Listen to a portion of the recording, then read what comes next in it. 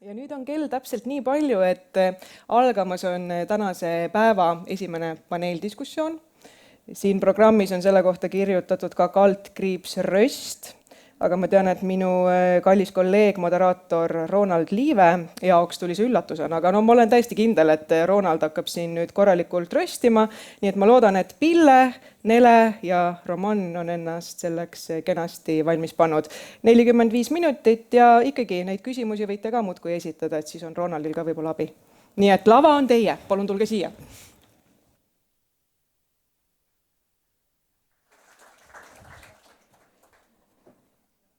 Ja, palun. Hakkame siis röstima. Ma ei tea, miks niimoodi öeldi. Võib-olla üks põhjus on see, et juhtumisi, kes mind ei tunne, ei tea, et ühte sellist podcasti, mille nimi on Kriitiline intsident, riigi IT-st räägin seal mul erinevad inimesed käivad külas, siin omajagu inimesi, keda ma siin täna näen, on käinud ja kui veel ei ole käinud, küll me kohtume ka seal mikrofoni ees.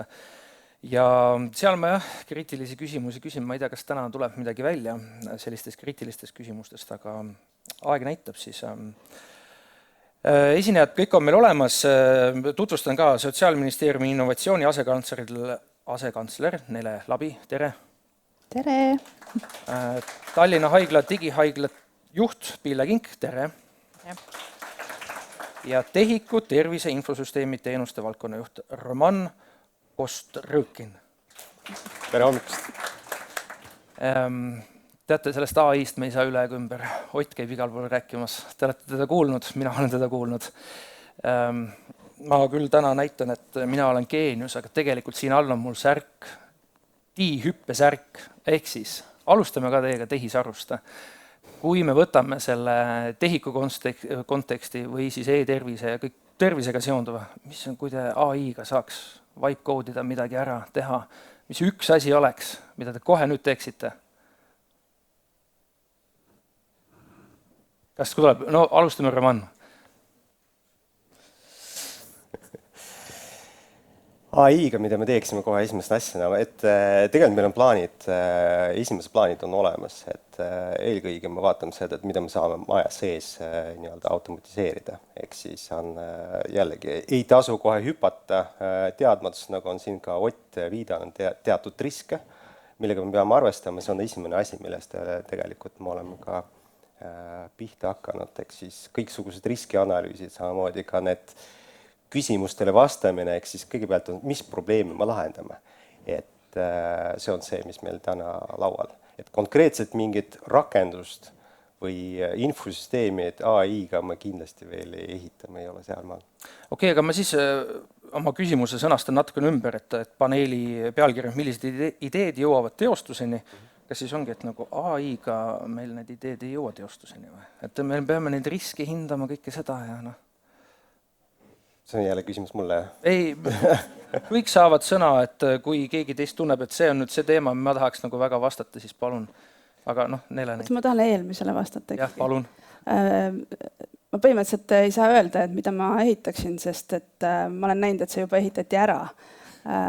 Üsna mitmete sihukeste mees- ja koer tüüpi ettevõtetega viimasel ajal kohtunud, mis vanasti oli justkui nagu halb märksõna, tänaseks päevaks teevad nii ägedaid asju. Minu mure selle juures on see, et ma vaatan neid jube ägedaid lahendusi ja ma lihtsalt mõtlen, et kuidas me selle ära seadustame.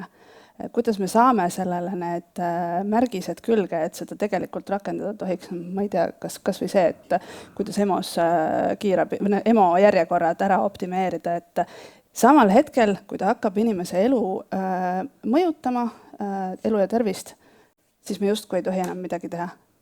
Aga küsige ChatGPT käest, et mis ravimite kasutama peate, siis on jumala okei. Et ma isegi ei ehitaks ühe sõnaga, ma tahaks neid ägedaid asju seadustada. See oleks see, mis ma teeks. Teate, mis ma eile lugesin Geeniuse portaalist juhtumisi või? Et Elva haiglas võeti juba AI kasutusele ka. Et arsti eest siis Epikriis hakkab kirjutama, et mis mõtteid teis üldse see ka tekitab? See ei ole üldse mitte uus mõte, et Ida-Tallinna Keskhaigla on radioloogiakliinikus kasutanud minu teada juba üle 5 aasta äkki lahendust ja on ka teisi, kes kasutavad siis lahendusi, kus arst räägib ja siis saavad dokumendid just iseenesest valmis, et valus koht on see, et kas nad üle kontrollitakse, et see on sama teema, mida tegelikult Elva haigla ju hakkab täna kontrollima, et kui täpselt tegelikult need meie toredad ja targad lahendused siis ikkagi on ja et kas nende põhjal päriselt tohib hiljem teine arst või keegi mingeid järeldusi teha, et ja minul on üks kogemus, kus patoloogia digitaliseerimise tarkvara siis nii-öelda usaldusväärsus või kasutatavuse tulemus oli alla 20%. Et kui patoloog peab selle sama töö kõik üle kirjutama pärast, et ega see midagi ei anna, et selles mõttes, et see täpsus on tervishoius hästi oluline. Aga ikkagi tahaks, et kasutatakse, proovitakse, et ega meil arste ju kuskilt juurde ei tule iseenesest. Kuulge, aga kes see meile ei ütleb mingitele ideedele ja mõtetele, kui kuskilt ütleb, meil on, ma saan aru, distantsilt osalejaid on ka, et sõrmega me võime näidata, võib-olla keegi ei vaadanud, teeb samal ajal midagi muud, et ütleme siis nimeliselt välja, et kes need kõik on, kes ütlevad huvitavatele, vingetele ideedele, mõtetele ei? Nele, räägi ausalt ära. Kindlasti üks neist olen mina ka, selles mõttes, et kui me valime, et mida me jõuame teha, et nii palju vajadusi on, et siis need tuleb ju järjekorda panna ja järjekorda panemine tähendab seda, et mingid asjad saavad prioriteediks ja mingid asjad, kõik asjad ei saa prioriteedid olla, et neid eisi tuleb ka öelda. Ja selle juures üks hästi oluline moment on kindlasti see, et Eesti inimeste usaldus e-riigiga, e-tervise vastu on kõrge, see on nii-öelda meie püha asi, mida me hoidma peame, et ma näen neid ägedaid asju, ma tahaks neid asju kõiki eestlastele pakkuda, aga kas me oleme kindlad, et see ei ole pärast keegi inimene, kes kannatab selle pärast, et selle kindlus me peame ennem looma ja kui see veel ei ole käes, siis ta on praegu ei. Aga kellele neid eisid peab siis ütlema? Kui mõned kolleegid on saalis. Aga ei, tõesti, neid on igalt poolt, et on ju erinevad arstid, mingisuguse valdkonna esindajad, meie enda ametid, vahel täitsa toredasti kirjutab ka mõni patsient, mõni inimene, kes koges midagi, et mis talle ei sobinud, ja tihti on need väga head mõtted ja me peame ütlema, et mitte see ja mitte järgmine aasta. Aga see, kui mõni patsient käib välja mõne huvitava idee, et kas on mõni selline asi teostuseni jõudnud? Ma arvan, et üks lemmikuid Eesti inimestel viimasel ajal on ikkagi see maailma kõige lihtsam asi, mis sai ära tehtud, et kui meile arst retsepti kirjutab, siis me saame meili peale teatega. Täiesti jaburalt lihtne asi, ma ei tea, miks see varem tegemata oli, aga enne veel pool aastat tagasi vist isegi käisid arsti juures ära ja siis, kuna sa tavaliselt käid õe juures, siis pidid ootama seda retsepti, iga mingi 15 minuti tagant ootasid, et millal sa apteeki saad minna. Et niisugune lihtne asi, see on inimeste kogemusest konkreetselt ja see on isegi mingi eriline IT-arendus. Ma ütleks nii, et see sõltub jällegi suuruses, et me ei pea mõtlema, et nagu projektid tulevad kuskil ideena, et me pidevalt kogume tagasi kasutajatele, siis viime need funktsionaalsused, siis kui need tegelikult kogu seda kadalippu läbivad, siis me ikkagi teeme need enda rakendust või portaalidest ikkagi ära. Aga ei-ütlemine ideedel on alati valus, et siis peakski vaatama, et kas need on ideed, võib-olla need antud hetkel ebaküpsed, et meil on selle jaoks ongi erinevad jällegi protseduurid välja töötatud, väga igav, sihuke hirmuäratav sõna protseduur, tegelikult see on väga lihtne, et me küsime täpselt samamoodi, ehk siis miks just see idee peaks tegelikult jõudma sinna teosse, miks see väärib meie tähelepanu, maksumaksja raha ja kõike muud.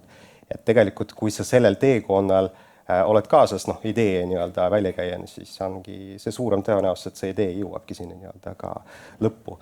Ma just vaatasin eile ka kiire statistika tervise valdkonna nendes projektides, mis on jõudnud meie tööplaani aastast 2004 kuni 2026, mis on see käimas olev aasta, siis 180 projekti on meil olnud sellel perioodil, sisuliselt circa 60 projekti aastas.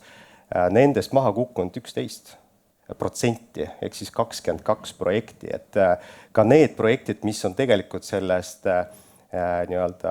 filtris ja kõigist muust läbi saanud, on mingid hetk on maha kukkunud, et me peame sellist olukorda jällegi välistama, ehk siis on, miks see nii on, samamoodi, et kas see idee siis on kaotanud enda nii-öelda aktuaalsust või raha sai otsa või midagi muud, et see on see jällegi, et mida TEHIK teeb selleks, et idee ei kukuks kuskil maha, vaid on alguses me juba küsime, miks seda vaja on, jällegi selle võrra tõstame selle tõenäolise edukani viimiseni kõrgemaks.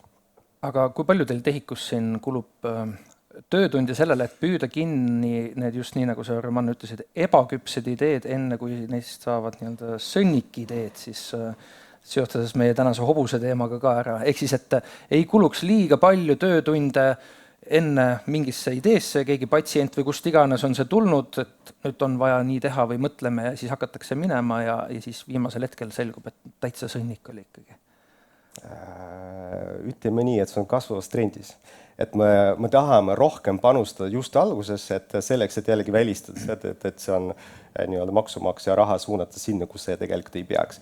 Et täna me oleme nii-öelda, kui me rääksime korra sellest AI-s ja kõigest muus, täna me oleme võimestanud TEHIK-ud läbi selle, et meil on ärianalüütikud, meil on äriarhitekt, samamoodi me võtame kasutusele AI-d ka, ehk siis valideerimine erinevaid nii-öelda alternatiive ja nii edasi. See on see esimene ots, on see, kus tegelikult tekib diskussioon nii-öelda ka idee nii-öelda selle väljakäija ja tehnoloogia tuleb siin vastu, kas seda on mõttekas sellisel kujul teha või on juba mingit alternatiiv on olemas, et täna ütleme nii, et võiks rohkem olla, et võrreldes jällegi eelnevate aastatega, siis tegelikult me panustame siia ikkagi oma jagu.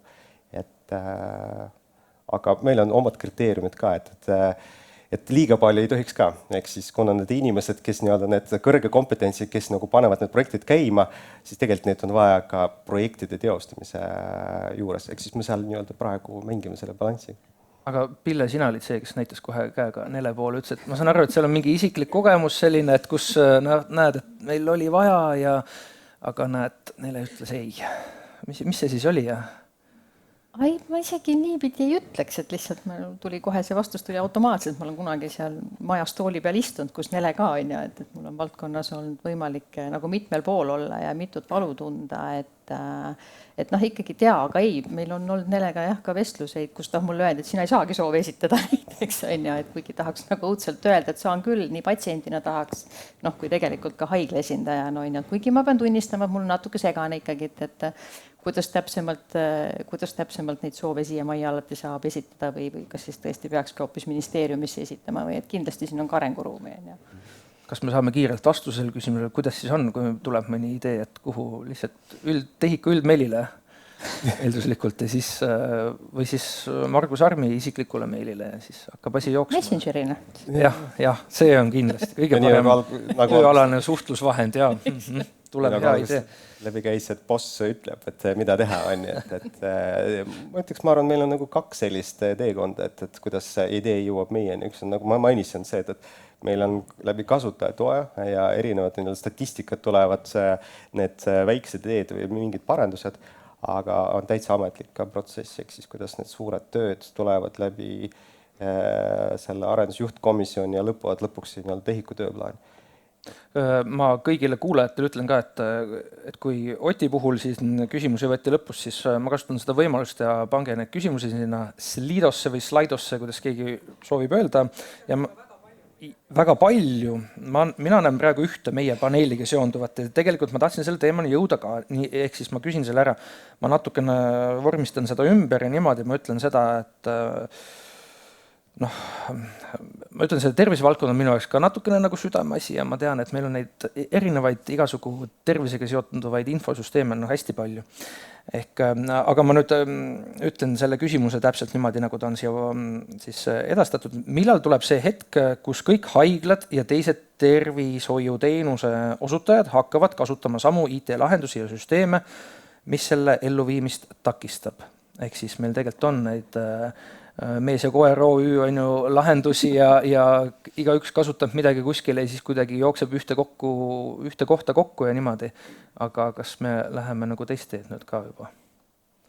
Tegelikult see teekond on ju käima tõmmatud, et esimesena on startinud perearstide infosüsteem.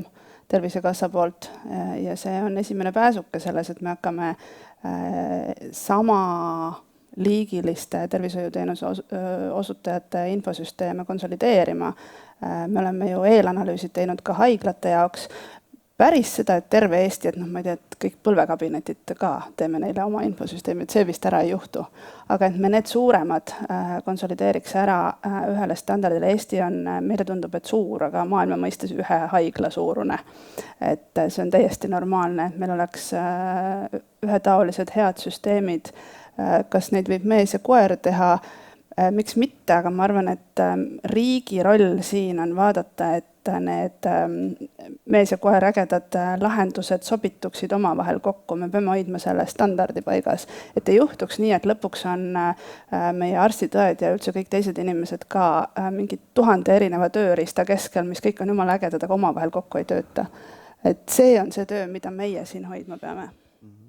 Kas nagu haiglal lähevad ka nagu silmad särama, kui kuuleb, et meil tuleb üks suur süsteem ja kõik hakkavad seda kasutama või see on see, et iga haigla ikkagi tahaks ise nagu osta kuskilt midagi teha, sest et meil on nagu omad eripärad, meil on, see eripära on kõige parem see sõna sinna. Ja alati on kõik erilised olnud, et meil on neid haiglaid, kes tulevad kergemini kaasa ja kindlasti neid, kes seda oma eripära väga hoida tahavad. Võtta sõna. Ei, selles mõttes, et tegelikult ma arvan, et haiglatel ei ole mitte midagi selle vastu, kui me saame väga head süsteemid, mis võimaldavad siis arstidel oma tööd paremini teha. Üks murekoht kindlasti igasuguste konsolideerimistega on see, et mida kaugemal on see süsteemi looja lõppkasutajast, seda väiksem on kasutusmugavus ja see on see, mida tegelikult arstid kindlasti hästi ootavad. Seda, et Eestis on liiga palju tervisevaldkonna infosüsteeme, ma arvan, et teavad kõik, kes siin saalis on ja ka kuulamas, et oma 1,32 miljoni elanikuga tundub, et meil on ikka väga palju raha. Ja mida ma julgen väita on ka see, et tõenäoliselt tuleb ka palju vigu sellest, kui me liiga hajuseid süsteeme arendame, sest me ei suuda enam ise jälgida seda keerukust, mis seal sees on. Et selles mõttes et kindlasti on vaja ühildada. Küsimus on, mis osasid ühildatakse ja kes on siis need, kes esimeseks saavad. Täna on perearstid on ju ka 20 aastat öelnud tegelikult seda, et nad on perearstid, nad ei taha olla ettevõtjad, IT-inimesed ja nii edasi. Et selles mõttes kindlasti väga-väga mõistlik valik, aga et kuidas siis nende haiglate poolega lähevad, ootavad ka haiglad huviga, sest et vist ei ole uudis, et üks suur haigla plaanib päris oma uut infosüsteemi teha. Aga see on tuleviku keskne või? Mis see perspektiiv on, et see nii-öelda keskne lahendus peaks valmima, millal? Me ei ole seda veel alustanud ja ma ütlen, et see ei ole see asi, mille AI-ga nüüd keegi kuskil kiirelt valmis. Ehk siis nüüd ongi praegu ikkagi, näiteks on see Tallinna haigla või mis iganes ta on, nagu ta võibki praegu otsustada, kuna ei ole veel alustatud ja kõike seda, siis nad kulutavad oma raha, oma aega, oma nende koostööpartnerite aega raha või neile see meeldib, nemad saavad raha, aga siis tehakse mingi asi valmis, saab valmis ja siis need saavad nagu perspektiivi, et kuskil 5 aasta pärast tuleb veel mingine uus lahendus ja me peame kõik prügikasti viskama. Ma juba olen kuulnud, et haiglate IT-osakonnad ütlevad oma arendajatele, et ärme hakka tegema, et varsti tuleb riigi oma, et teeme sinna. Et tegelikult paar aastat kindlasti mingisugused elementaarsed asjad on vaja ikkagi veel ära teha, et see on suur pööre ja hooga sinna peale ei lenda, et natuke teeme plaani. Roman, kas me saame nüüd ikkagi näiteid ka veel tuua neist ideedest, mis ei ole teostuseni jõudnud? Kindlasti. Aga palun, hakka nimekiri kohe lao ette meile kõik. Kõik need samad 21 projekti, millest ma olen varem rääkinud ka.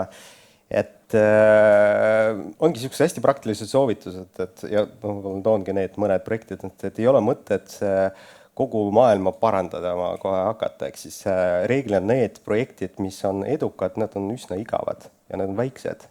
Et toon konkreetse näide, mis on projekt, mis on 24. aastal maha kukkunud, 25.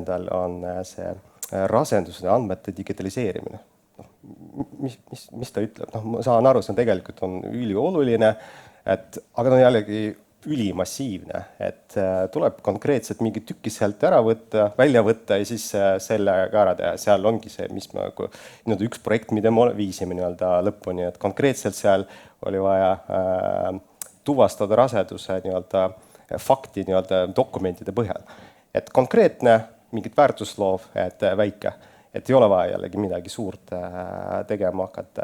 Ja selliseid projekte me jällegi näeme päris palju, tullakse nii-öelda tellimustega või ideega ja TEHIK-u jällegi kohustus olla strateegiline partner ja aidata jällegi seda ideed ära vormida. Siis on ka praktiline soovitus, kus asjad võivad maha kukkuda, on see, et mulle meeldib see mõte, mis on väga praktiline, on jällegi erasektoris kasutusel, ehk siis kui on uued projektid käivitatakse, siis alati arvutakse see total cost of ownership või ROI, ehk siis return of investment. Ehk siis ei ole nii, et meil tuleb kuskil Euroopa rahastus 2 miljonit ja järgmiseks 8 aastaks hakkame siis kohe liikuma. Tegelikult me peame alati vaatama see, et kas meil on ka jätkusuutlikkuse raha. Ehk siis mis saab sellest nii-öelda teenustest 3-5 aasta perspektiivis, kas meil on, kas ei olegi riigile jõukohane. Ja niisuguse kolmanda võib-olla praktilise soovitusena ka toon välja, et alati tuleb leida kõik neil projektidel ka seda äriomaniku. Keegi, kes seisab selle eest, et tegelikult need projektid saavad nii-öelda kooskõlastuse ringi neile juures, seal igal pool mujal saavad rahastuse ja samad äriomanikud on ka valmis vastamast kõigi nende küsimustega siis, kui see projekt on käimas, sest ega see protsess on ju, protsessi käigus võivad mingid uued, ma ei tea, nõuded välja tulla, uued takistused. Et see on see, kus TEHIK jällegi ei saa sellise seda äriomaniku rolli endale võtta, vaid keegi, kes tegelikult vastutab selle lõppkasutamise eest, see peab olema paigas. Tahtsin lisada, et kogu see nii-öelda elus hoidmise kulu või selles osas on meil oodata ilmselt täiesti murrangut, et kui me täna lähme mingisugust uut asja tegema, siis me keskendume enne kõike investeeringurahale ja kui selle saab, et siis küll selle hoolduse ka, aga tegelikult AI tulekuga ja see pööre on juba käimas, et me näeme ju tegelikult see loomine ise läheb nii palju kiiremaks ja selle võrra ka odavamaks. Samal ajal ülalpidamiskulud kasvavad, siin viimane näide oli 3 kuuga 20%. Et maailm muutub. Ma ütlen veel nii palju, et seda Slidot kasutage väga agaralt, aga kasutage seda võimalust, kuna te olete kõige targemad inimesed üldse neil teemadel, et upvote'iga nii-öelda. Ehk siis see küsimus, mis on kõige rohkem neid pöidlaid saanud, siis see on see, mis kõige rohkem minu poolt ka tähelepanu saab. Aga see rahastuse teemaga ma tahtsin, enne kui ma lähen nende küsimuste juurde, mis sinna tulnud on teilt, et rahastuse või selle jätkurahastuse suhtes tahtsin siis nii palju, et Margus meile siin ütles, et osadel inimestel olid pooleldi magamata ööd, mingi kriitiline intsident esines teil siin, aga kui meil tuleb see üks suur haiglate IT-süsteem, kuidas siis kes siis seda kriitiline intsident esineb, TEHIK peab hakkama seda lahendama, et lihtsalt palkate endale juurde ja juurde, et Roman, on sul mõtteid?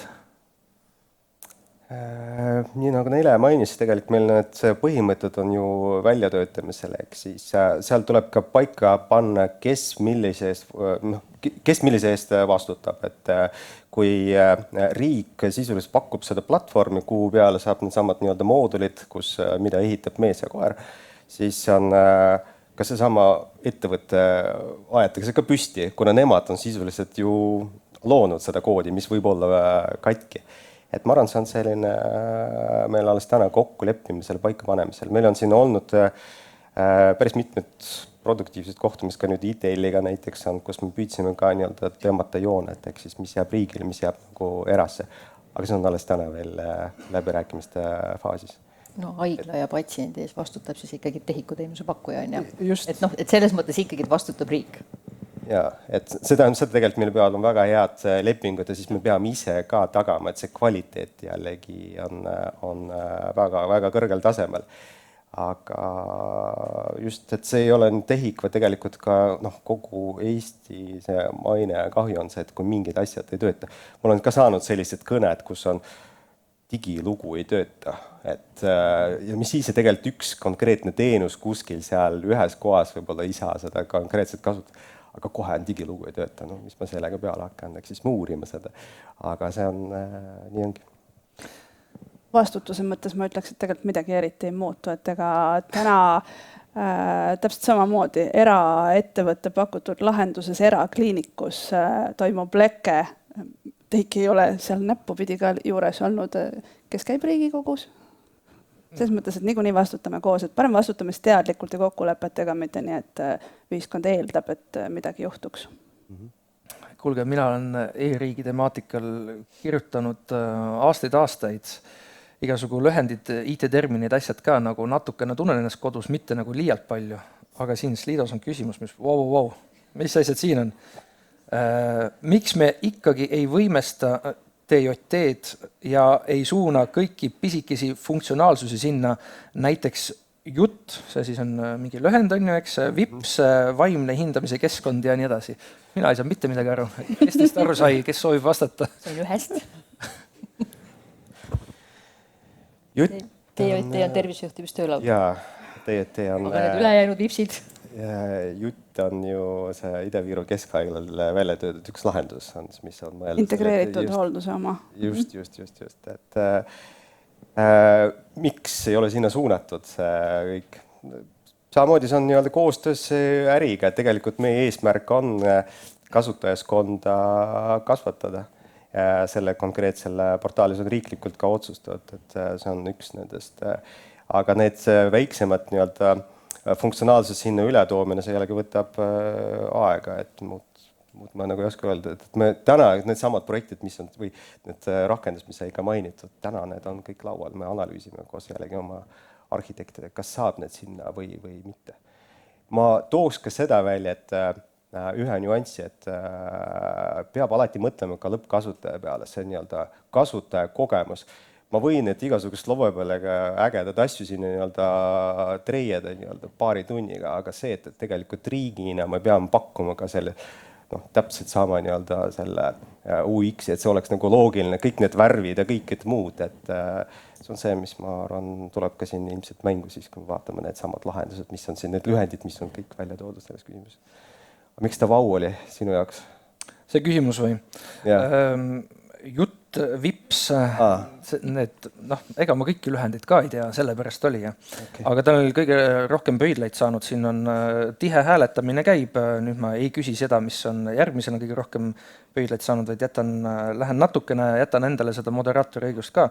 Ärge muretsega, ma küsin selle ka, aga nii, ta viskas mul kõik sassi, aga ma tahtsin küsida seda, et meil on igasugused toredad komiteed, aga tööplaan säriseb ja tuleb muudkui juurde. Kuidas me saaks ideed läbipaistvamalt ritta? Hea küsimus. Ja ma lihtsalt ütlen lisaks, et kui see küsimus on mõnele konkreetsele esinejale, siis palun lisage see nimi ka, et siis on nagu mul ka natukene lihtsam suunata, sest... Okay. Ma olen nõus, et sellega on veel üksjagu tööd teha. Teisalt tahaks öelda, et üksjagu on tehtud ka, et kui ma tulin, siis meil isegi ei olnud mitte kuskil infot, et mis meil töös on. Et ma nüüd loodan selle nädala jooksul näha ka veebis TEHIK-u tööplaani koos prioriteetidega. Esimese silmamise järgi ma nägin ka ise, et ikka jälle meil on neid kriitilisi prioriteete on liiga palju, aga eks me peame need järjekorda panema seal. Lihtsalt selles mõttes, kui sa esitled neid visuaalses mõttes, siis isegi kui sul on kriitilisi 12, siis üks neist on ülemisel real, et see hakkab nagu natuke ise ka juhtuma, mida avalikumaks see muutub, mida rohkem tähelepanu see pälvib, seda elavamaks ta saab. Mida rohkem tähelepanu saab, ehk siis TEHIK vibecode'ib mingis asja, mis saab väga palju tähelepanu. Et seda kõik need haiglad ju lähevad vaatama, et millal see haiglate infosüsteemi asi tuleb. Ei lähe. Ei lähe vaatama, aga küsimus... Ma arvan, et haiglatel kellelgi pole aega käia TEHIK-u kodulehel vaatamas. Haiglate liidu poolt minu käest küll küsitakse. Üks koosolek kuus. Kui täpselt aasta tagasi, see oli ka maikuus, meil oli ka üks tore seminar, kus oli ka rahvusvahelised esinejad ja olin toona ka paneelis, siis ma ütlesin välja, et meil ei ole prioriteedid selged. Täna ma seda enam ei ütle aasta pärast, et ma olen nelega nõus, tegelikult on siin kõvasti tööd ka tehtud ja tahaks tunnustada siin ka Sotsiaalministeeriumi, et meil on rakenduskava, et jällegi ei ütlemine viidata sellele, et see konkreetne uus projekt ei ole nii-öelda meie prioriteetide listis, on teinud meie töö nii-öelda TEHIK-una tunduvalt lihtsam. Seal on 4 prioriteedid ja siis me nende vahel jällegi laveerime. Muidugi on see, et meil on prioriteet number 1 liiga palju ja siis me omakorda seal ka püüame leida see, et mis on jällegi kõige suurema, laiema nii-öelda mõjuga, mis nii-öelda see kiiremini loov väärtus, et see on see, mida äri lõppkokkuvõttes otsustab, meie peame lihtsalt neid asju ka küsima. Seesama nii-öelda tööplaan, mida me siin nii-öelda ka avaldame, et järgmine nädal, see nädal, et vaata. Aga see lähinädalat oleks, siis on vaadake kindlasti üle ja me lähtume jällegi tööplaanis ka teatud kokkulepeteks, siis kui tööplaanid pannakse paika siis aastate kaupa, siis me teame, et osad projektid tegelikult on palju pikema vinnaga, et jah. Mul on tunne, et me sellest juba paneelis natukene rääkisime või natukene palju isegi, aga samas need pöidlad näitavad, et inimesed soovivad, et see küsimus saaks küsitud. Tihti on projektid olulised, näiteks SOM-i poolt ehk siis Sotsiaalministeeriumi poolt, jah, seda lühendit ma ikka teadsin, kuid kasutajatega valideerimata.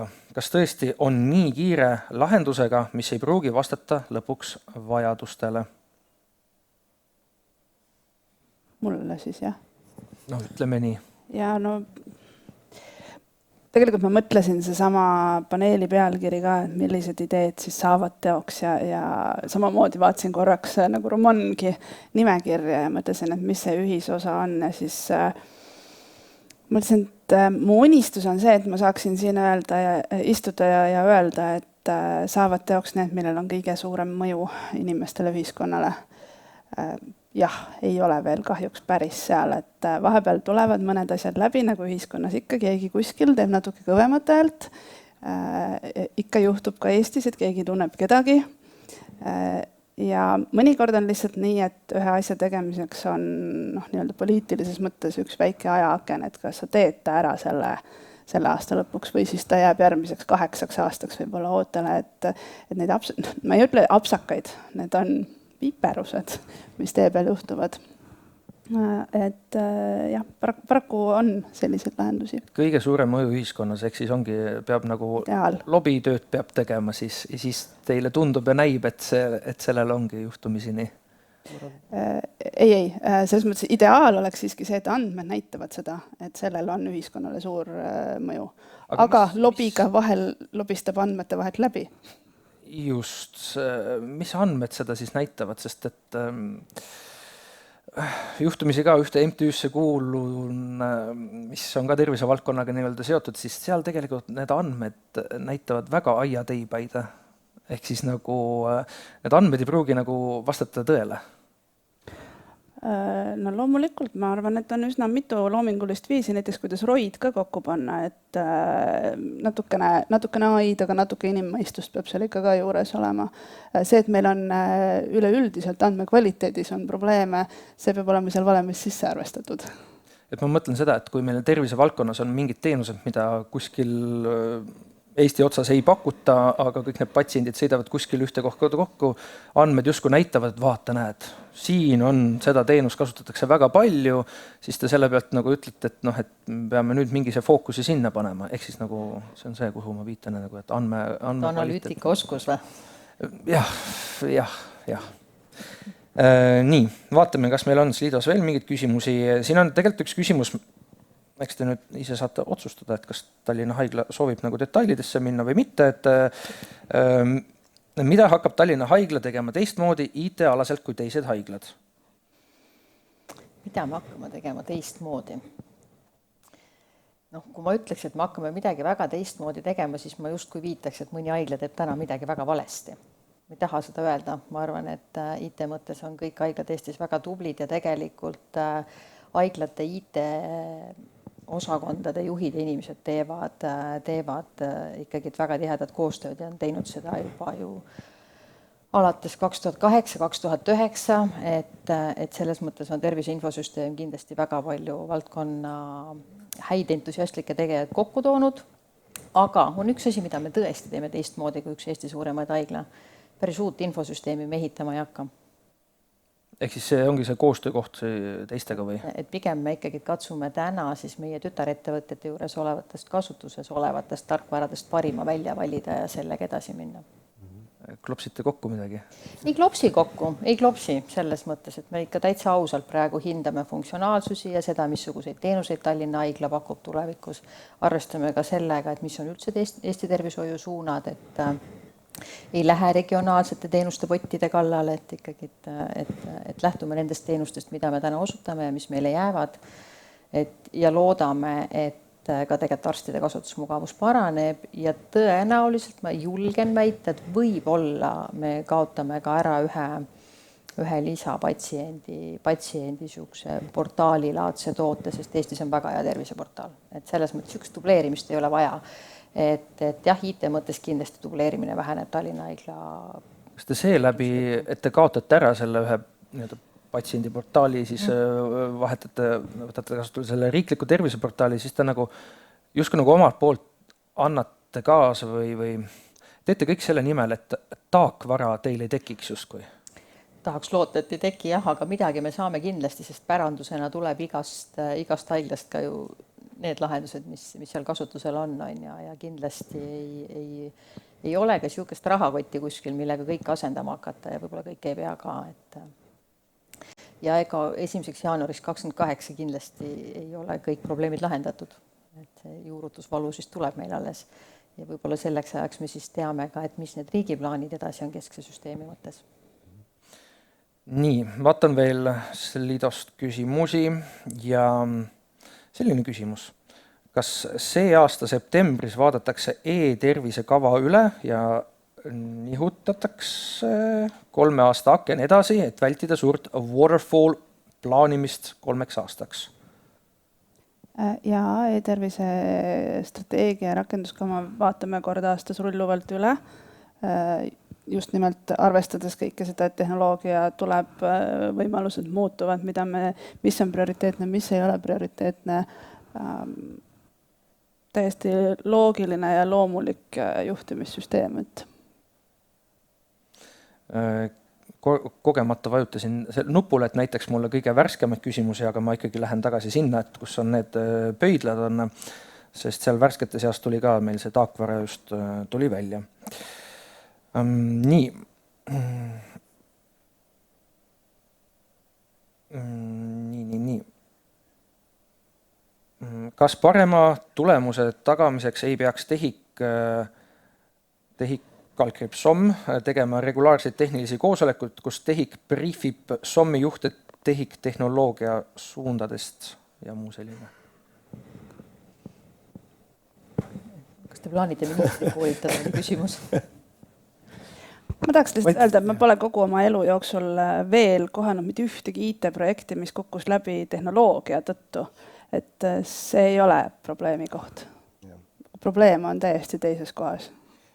Ka natuke mõtlesin sellele küsimus. Ma eeldasin, et midagi sarnast küsimust täna pidi tulema. Tegelikult ma olen nõus, et kus need asjad takardavas ongi see, et see juhtimise pool või see tegelikult ei võetagi kasutusse. Isegi see, et kui me oleme mingid asju teenused valmis saanud, me saame öelda, et projekt on edukalt läbi viidud alles siis, kui seda konkreetselt TTO-de juures on kasutusele võetud. Siis meil on seesama kasutajaskond on seal ka tõusnud, aga ma püüaks võib-olla vastata selle küsimus, kui palju me peame selle tehnoloogias tegelikult SOM-i briefima kõigis muus. Ma võtan selle sammuse joonist, mis meil siin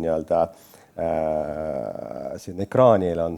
Minu arust Pablo Picasso oli see, kes välja töötas sellist huvitavat tehnikat, kus üks joonis on ka, kus ta joonistab pulli tagurpidi, et alates sellest, et pull on kõik detailini välja joonistada sinnamaani, et see lihtsalt on nagu skeema.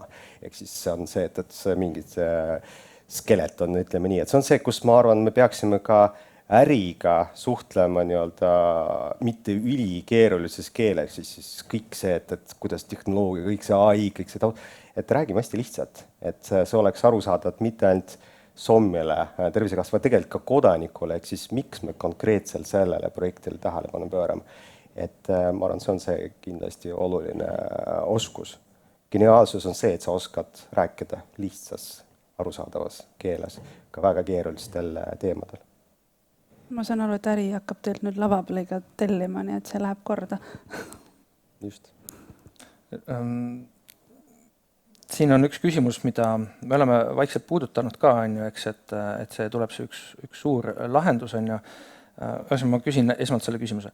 Millal tuleb see hetk, kus kõik haiglad ja teised tervishoiuteenuse osutajad hakkavad kasutama samu IT-lahendusi ja süsteeme, mis selle elluviimist takistab? Põhimõtteliselt, kas meil on praegu see, et kuna me nagu kõik teame, et, et kunagi tuleb see ühtne lahendus, siis nagu suure tõenäosusega lihtsalt minnakse sellega edasi, mis on, hoitakse kuidagi elus ja seda hetke, et enne seda hakatakse võtma nagu nii-öelda ühtseid lahendusi kasutusele, seda ei juhtu või kuidas? Tegelikult me ju vaikselt sellesama DJT lahendustega teemegi seda, et me pakume kõigile võrdseid lahendusi, kõik, mis sinna välja ehitatakse, vaikselt ja osaliselt juba toimib kesksüsteemina. Me ei ole seda sellisena teadvustanud, et me justkui salaja ehitaks haiglate infosüsteemi, aga iseenesest protsessid on ju töös. Kas me anname sellele suurema hoo, võtame kätte ja teemegi ära, et see on kindlasti finantseerimine on üks suuremaid küsimusi, mis siin lahendamist ootab. Siin on ka üks väga huvitav küsimus, et see on veidi kurb, haiglad teevad uusi IS infosüsteeme, aga õed mõnes haiglas teevad oma töögraafikuid ikka paberil, mille allnurgas on 198 blankett nõukogude ajast. Jah, ma ei tea, kas teil tekib mõtteid?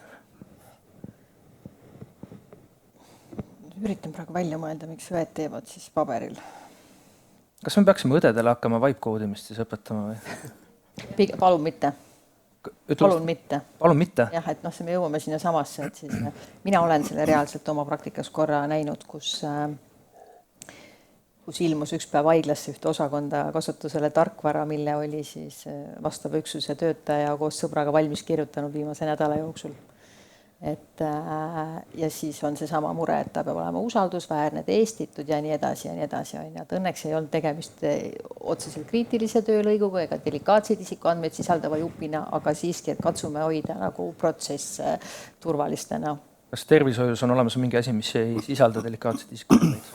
Haigla töös ja absoluutselt võib küll, et see on mingi materjali võib-olla liikumine ühest kohast teise, laokauba liikumine, et ilmtingimata ei pea sisaldama. Aga samas me peame nagu tõele näkku vaatama, et kui see AI on igal pool, kõik me seda kasutame ja juba tehakse selliseid asju ka, nagu see näide oli, et mis ta on ühtlasi nii hea kui ka halb näide samal ajal. Sealt me ju võime saada selle ühe idee kätte, mis võib teostuseni jõuda ja hea teostuseni ka. Siis küsiks ka, et miks see siiamaani kestnud nii kaua ja miks me peame just sellele konkreetsele projektile tähelepanu pöörama, et kõik asju ei peagi digitaliseerima. Muidugi ma olen nagu selle poolt, eks meil tegelikult seda paberil dokumenteerimist ei tohikski enam olla, aga mingil põhjusel on juba, ma saan aru, aastakümned on nii, et siis konkreetses näitus. Samamoodi on küsima, et miks me peame sinna raha investeerima. Et ma toon võib-olla teised probleemkohad, mida kindlasti võib-olla kohe kaaluvad üle, on see, et kes on lugenud seda hiljuti valminud Riigikontrolli dokumendi, meil laekuvad aastas 3 miljonit dokumenti, kus ei ole ühtegi andmekontrolli peal. Ka digitaliseeritud kujul. Et pigem sinna tuleb äkki fookus seada. Kuulge, meil on siin küsimusi palju olnud, meil on siin lõpuni on 2 minutit jäänud.